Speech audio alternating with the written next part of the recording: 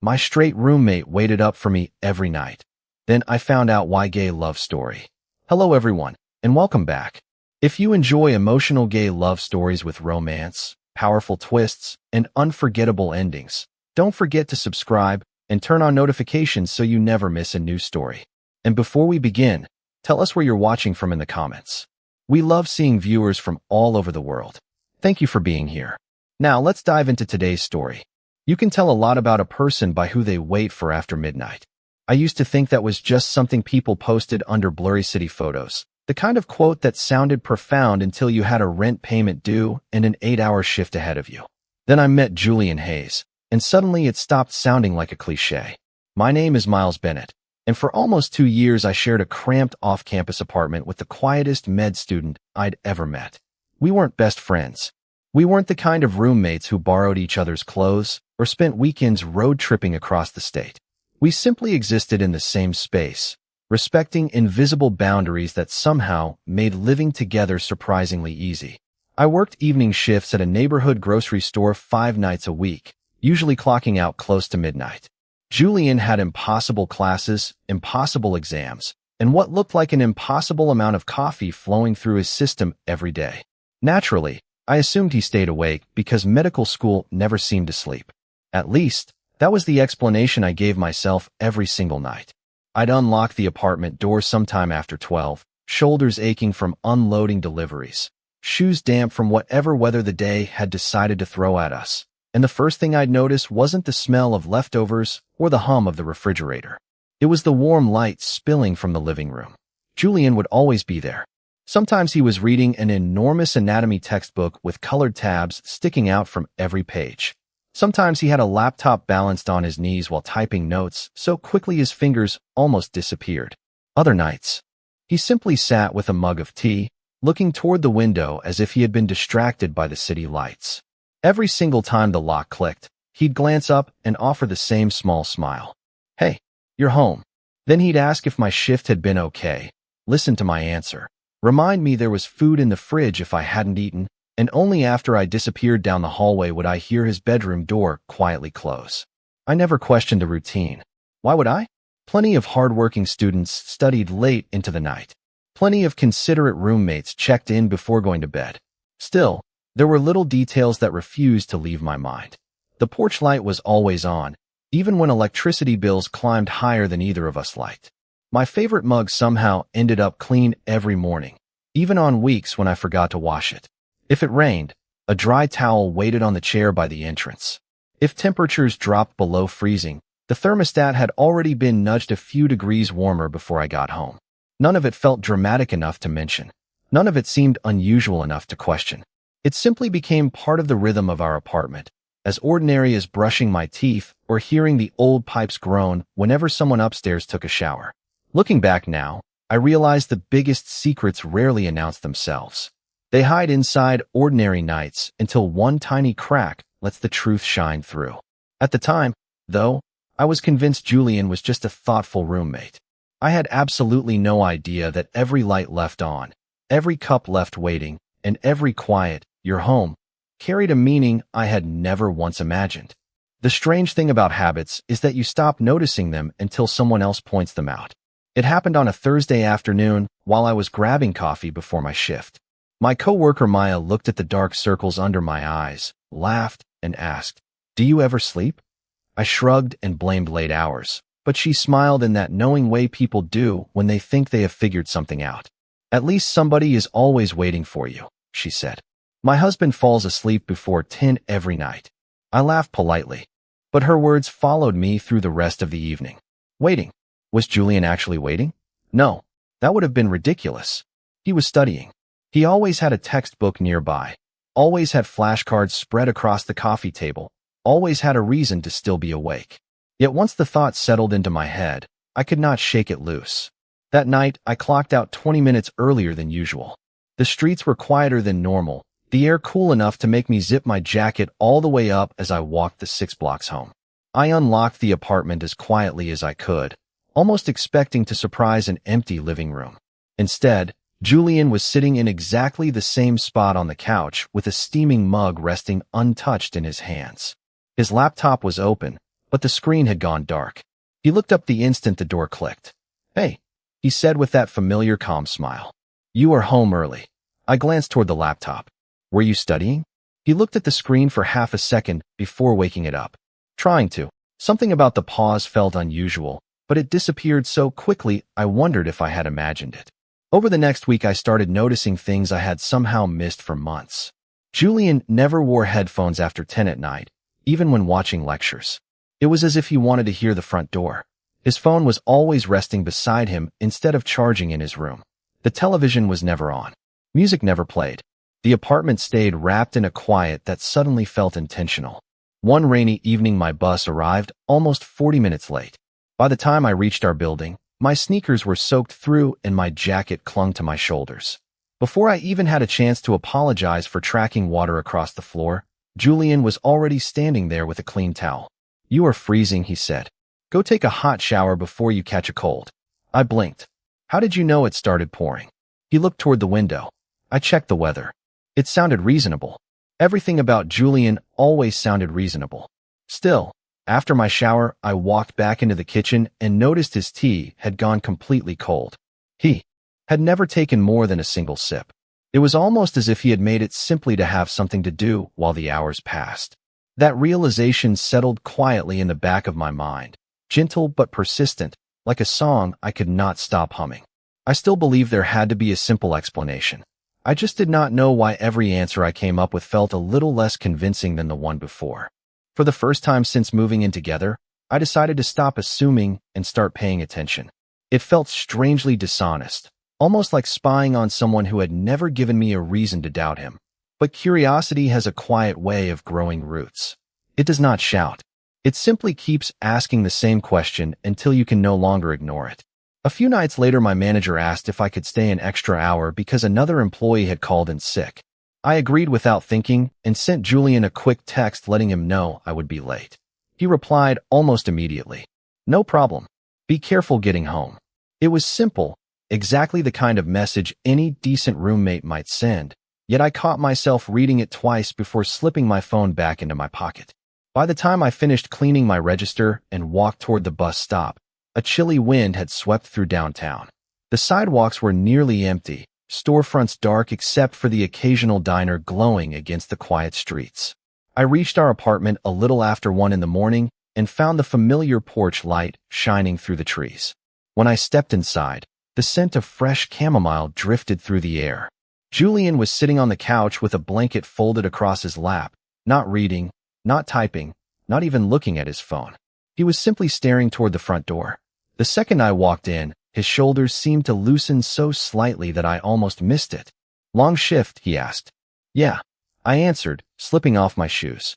"You should have gone to bed." He smiled, almost amused. I was not sleepy. That explanation should have settled the matter, but instead it left an uncomfortable silence hanging between us. While I reheated leftover pasta in the microwave, I noticed the digital clock above the stove. 1:12 in the morning. Julian had an anatomy lab at 7:30. He would have to wake up before 6. That gave him less than 5 hours of sleep if he went to bed immediately. The math did not make sense. The following evening, I tried something different. During my break, I deliberately left my phone in my locker instead of carrying it with me. When I finally checked it after work, there was one unread message from Julian sent 40 minutes earlier. "Everything okay?" There was nothing dramatic about those 2 words, but they lingered in my thoughts all the way home. As soon as I walked through the apartment door, he looked up from the kitchen table. "Your phone was off," he said quietly. "I figured the battery died." I nodded. It did. It was a lie so small it barely counted, yet guilt settled in my chest anyway, because relief flashed across his face before he could hide it. Not happiness. Relief. As though he had been carrying a weight that quietly disappeared the moment I came home. That night, I lay awake staring at the ceiling instead of sleeping. Every memory from the past 2 years began lining up differently inside my head. The porch light, the untouched tea, the quiet apartment, the warm meals, the messages. None of them seemed important on their own, but together they formed a pattern I could no longer pretend not to see. Whatever Julian had been doing every night, it was never just about studying, and for the first time I realized I was afraid of discovering the real reason. The answer found me on an ordinary Tuesday without warning. I had finished my shift earlier than expected because business was slow, and instead of taking my usual bus, I decided to walk home through the neighborhood. The air carried the scent of fresh rain on warm pavement, and families were finishing dinner behind glowing kitchen windows. I reached our apartment building just before sunset, hours before Julian normally expected me. As I climbed the stairs, I heard voices drifting through the slightly open window beside our front door. One belonged to Mrs. Alvarez from the apartment across the hall. The other was Julian. I was about to knock when I heard her laugh softly. "You know, you really should stop worrying so much. Miles is a grown man." There was a pause before Julian answered. His voice was gentle, almost embarrassed. "I know." Another quiet moment passed. "Then why do you keep checking the time every few minutes?" she asked. I froze without meaning to. Julian let out a small breath that sounded more tired than amused.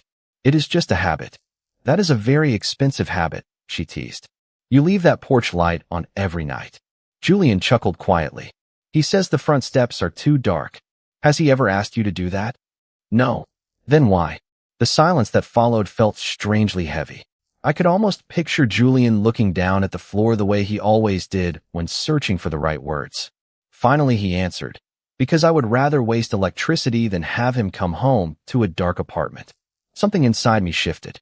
It was such a small sentence, so ordinary, and yet it settled somewhere deep in my chest.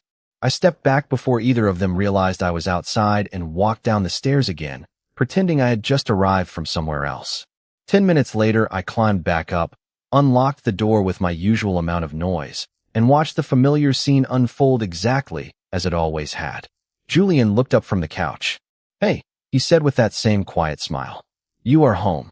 I smiled back, but this time I noticed details I had overlooked for years. His textbook was open to the same page it had been on the night before. His tea had already cooled. His phone rested beside his hand with the screen facing upward. It was as if nothing in the room had truly been moving until the sound of my key reached the lock. During dinner, I caught him glancing toward me once or twice, probably wondering why I seemed unusually quiet. I wanted to ask him everything. Why he remembered my schedule better than I did. Why he always knew when the weather changed before I got home. Why every small kindness seemed carefully timed to make my life a little easier. Instead, I asked whether his anatomy exam had gone well. He answered with his usual modest smile, and the conversation drifted toward ordinary things again. Yet ordinary no longer felt ordinary. Every unnoticed gesture from the past 2 years had begun taking on a different shape, and although I still did not understand the reason behind them, I could no longer convince myself they were accidental. Whatever truth Julian had been quietly carrying all this time was getting closer to the surface, and somehow I had the feeling that both of our lives were about to change because of it. The question stayed with me for 3 days before I finally asked it, although it came out nothing like I had rehearsed. We were washing dishes after a rare evening when both of us happened to be home before sunset.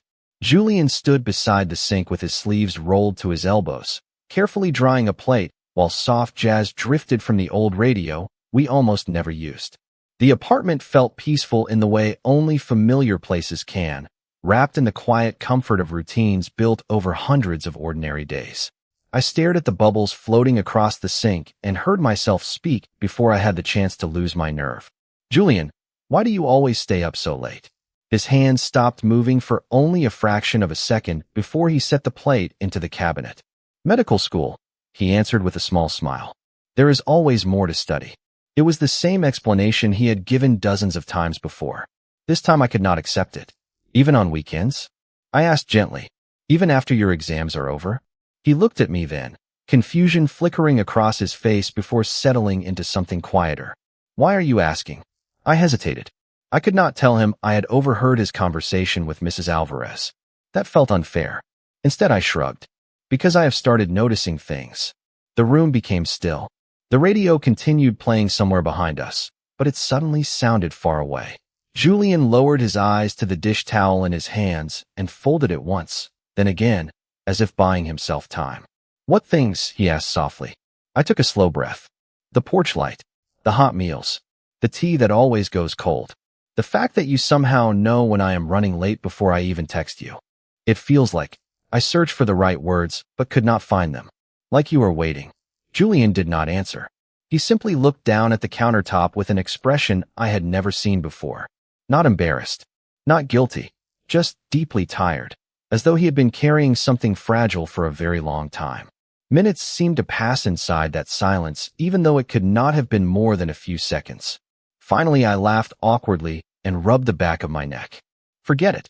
I am probably overthinking everything. I turned toward my room before the conversation could become any more uncomfortable. Miles. His voice stopped me halfway down the hallway. I looked back. Julian was still standing beside the sink, holding the folded dish towel so tightly that his knuckles had turned pale. His lips parted slightly as though he wanted to say something important. Instead, he closed his eyes for the briefest moment and quietly shook his head. Never mind. I nodded, even though disappointment settled heavily inside me. Later that night, I lay awake listening to the familiar sounds of the apartment. The refrigerator hummed softly. Rain tapped against the window. Somewhere beyond my bedroom wall, I heard Julian pacing across the living room floor long after midnight. He was not studying. He was not sleeping. Whatever words he had almost spoken in the kitchen were still trapped somewhere inside him, and for reasons I could not explain, I had the feeling they were about to change everything between us. The truth finally came looking for us on a Friday evening, although neither of us had planned for it. My shift ended a little after 11, but halfway through closing the store, our manager announced that the payment system had crashed. We could not clock out until everything was restored. I reached for my phone to send Julian a message, only to realize the battery had died hours earlier. Perfect, I muttered under my breath. By the time the registers were balanced and the doors were locked, nearly 2 hours had slipped away. The last bus had already left, forcing me to walk the familiar route home beneath quiet streetlights and an unusually clear sky. I kept thinking that Julian was probably asleep for once. After all, nobody could stay awake forever. When I finally turned the corner onto our block, I immediately noticed someone standing outside the apartment building. Even from half a block away, I recognized the gray hoodie and the way Julian kept glancing up and down the empty street. The moment he saw me, he exhaled so deeply that I could hear it before I reached him. Miles. My name left his lips like someone setting down a heavy weight. You are okay. I frowned. Of course I am. My phone died. The registers crashed at work. Julian closed his eyes for a brief second, pressing one hand against the back of his neck. I know that now. What do you mean now? He hesitated, and for the first time since I had known him, every carefully chosen word seemed to disappear. I called the store. I blinked. You what? Nobody answered. His voice remained quiet, but it trembled just enough for me to notice. Then I walked there. They told me everyone had already left. I thought. He stopped before finishing the sentence. We stood facing each other beneath the porch light that he had faithfully turned on every night for 2 years. The familiar glow suddenly felt different, as though I were seeing it for the first time. Julian, I said carefully, why would you walk all the way to my job? He looked away toward the empty street. Because you were late. I have been late before. Not without telling me. Another silence settled between us. The summer breeze stirred the leaves overhead, filling the space where neither of us seemed brave enough to speak. Finally, Julian laughed once, although there was no humor in the sound. I promised myself I would never say this. My heartbeat slowed, as if the entire world were holding its breath beside me. He swallowed before continuing. 2 years ago, before we became roommates, someone I cared about never came home one night. There was no argument, no warning. Just one ordinary evening that turned into a phone call I still wish had never happened. Ever since then, his voice grew softer. I cannot fall asleep wondering whether someone I care about is still out there. Alone, I felt every piece of the puzzle quietly slide into place. The porch light, the untouched tea, the silent apartment, the messages asking if I was all right. None of them had been habits without meaning.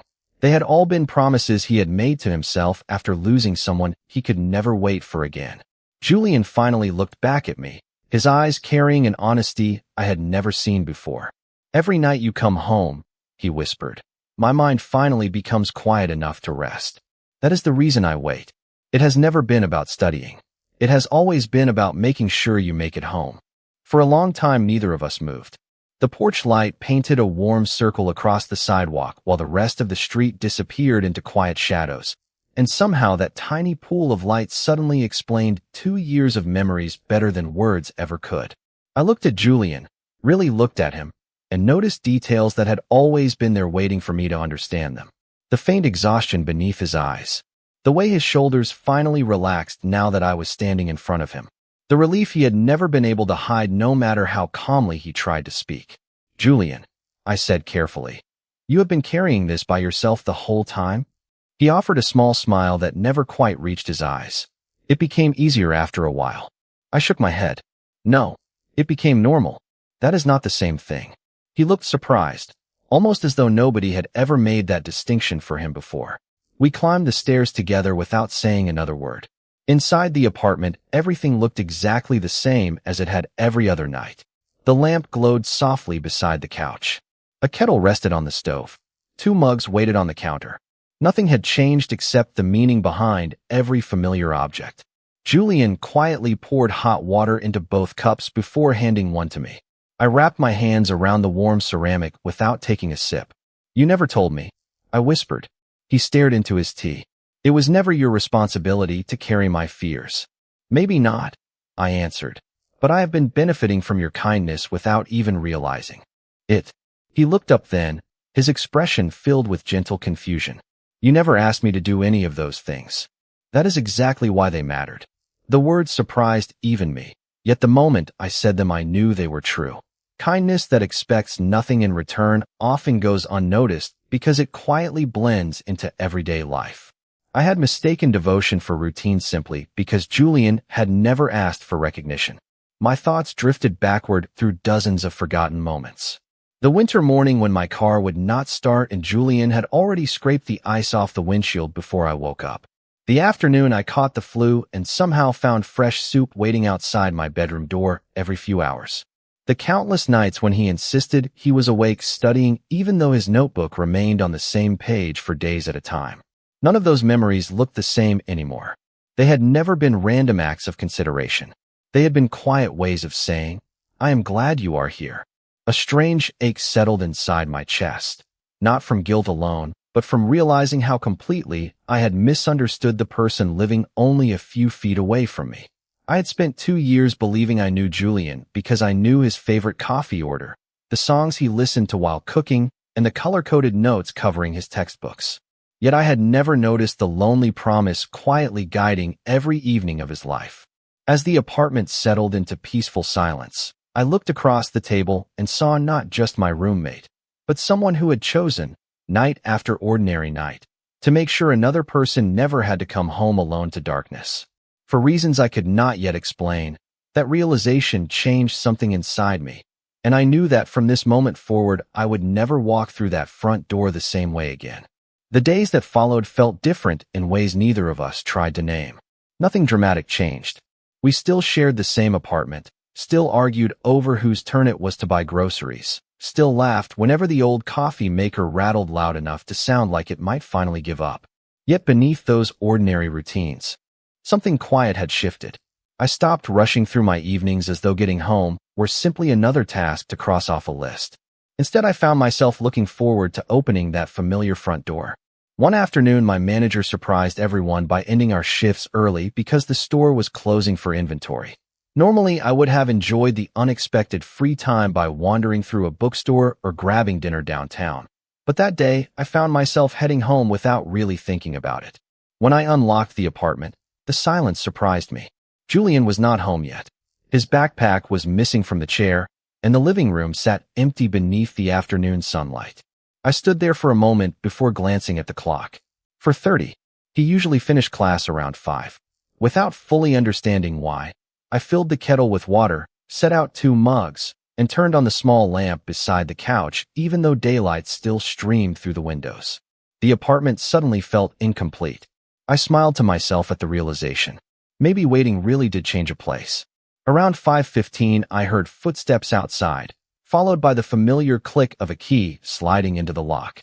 The door opened, and Julian stepped inside, stopping almost immediately when he saw me sitting on the couch with 2 cups of tea waiting on the table. For a second, he simply stared. "You are home early," he said softly.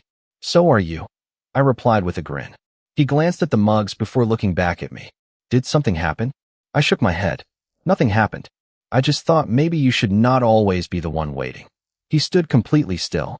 Then a smile slowly spread across his face, gentle and genuine, brighter than any expression I had seen from him before.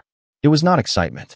It was relief mixed with something warmer, something that quietly settled into the room like sunlight after a week of rain. We spent the evening talking about things we had somehow never discussed despite living together for 2 years. Julian told me funny stories from anatomy lab, carefully leaving out the unpleasant details and focusing instead on his classmates, who always mixed up left and right. I admitted that I had once switched majors 3 different times before settling on architecture because I kept convincing myself everyone else had their lives figured out except me. Hours slipped by without either of us noticing. The conversation never needed to be rescued by awkward silence because the silence itself had become comfortable. Later that night, we sat on the apartment balcony watching the city lights blink beneath a sky filled with quiet stars. Nobody was waiting for anyone. Nobody was checking the clock. For the first time since we had become roommates, we were simply sharing the same moment, and somehow that felt even more meaningful than all the nights that had come before. Without saying it aloud, I realized that home had quietly stopped being an address. Somewhere along the way, it had become the person sitting beside me. Several weeks passed before I noticed the porch light was off one evening. At first I thought the bulb had burned out, but as I walked toward the apartment, I realized something far more remarkable had happened. The living room curtains were open, the windows glowing softly against the quiet street, yet nobody stood waiting behind them. I unlocked the door as gently as I always had and found Julian asleep on the couch. An open textbook rested across his chest, one hand still loosely holding a pen that had long since slipped still. The lamp beside him cast a warm circle of light over the room, and for the first time since I had known him, his face looked completely peaceful. There was no tension in his shoulders, no faint crease between his eyebrows, no constant awareness of the front door. He trusted that I would come home. He trusted that tonight he did not have to stay awake alone. I quietly placed my backpack on the floor and stood there longer than I intended, listening to the soft rhythm of his breathing. It struck me that this simple moment was something he had quietly given me hundreds of times without expecting anything in return.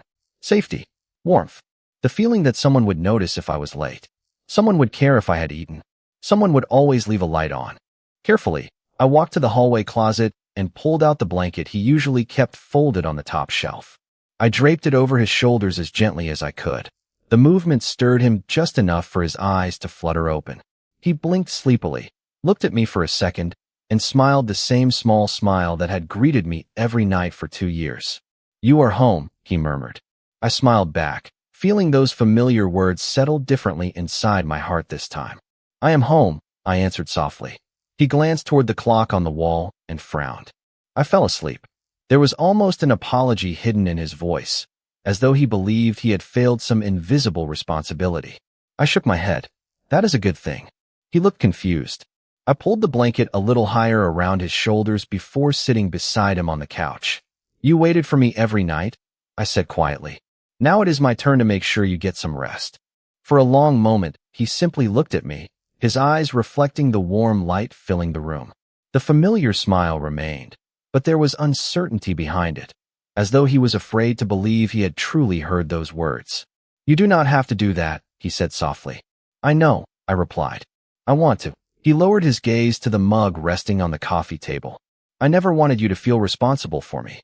I gently reached for his hand, my fingers slipping between his before I could lose the courage to do it. "Julian," I whispered, "for 2 years you quietly made this place feel like home without ever asking for anything in return. I thought I was coming back to an apartment every night." I smiled through the tightness growing in my chest. I was wrong. His fingers tightened around mine almost immediately. "Then why did you keep coming home?" he asked, his voice barely louder than the rain beginning to tap softly against the windows. I held his gaze, remembering every porch light, every untouched cup of tea, every quiet smile waiting beyond the front door. "Because somewhere along the way," I said, "home stopped being this apartment." I took a slow breath. "It became you." Julian's breath caught. He stared at me as though the room itself had forgotten how to move. His lips parted once before closing again, every word trapped somewhere behind the emotion rising in his eyes. A quiet laugh escaped him, fragile enough to sound almost like a sigh. He lowered his head, blinking several times before looking back at me.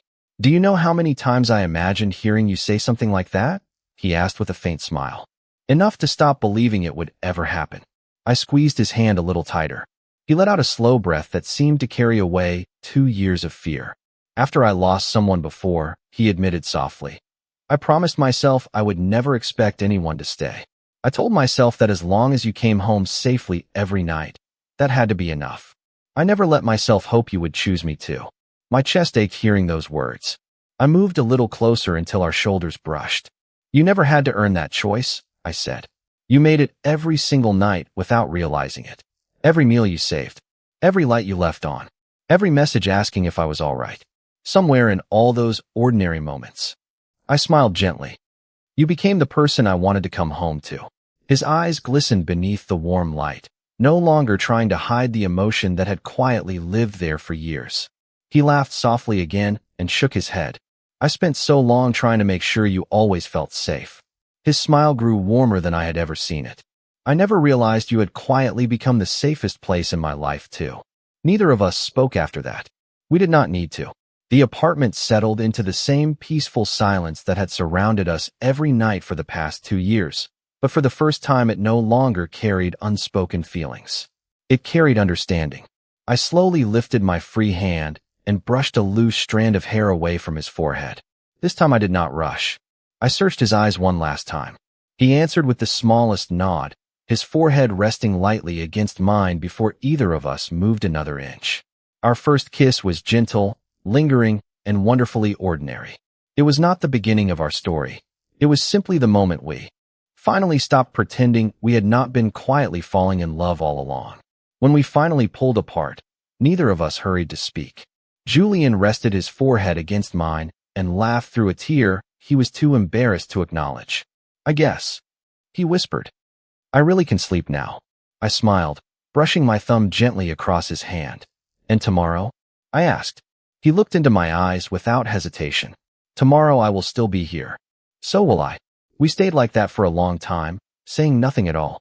Outside, another ordinary night settled over the neighborhood. Cars passed in the distance. A train horn echoed somewhere beyond the city. Rain tapped softly against the windows while the kettle cooled on the stove. For the first time since we had become roommates, neither of us was waiting for the sound of the front door anymore. We had already found the person we had been waiting for. Eventually, we made fresh tea, laughing when we realized the first cups had gone cold once again.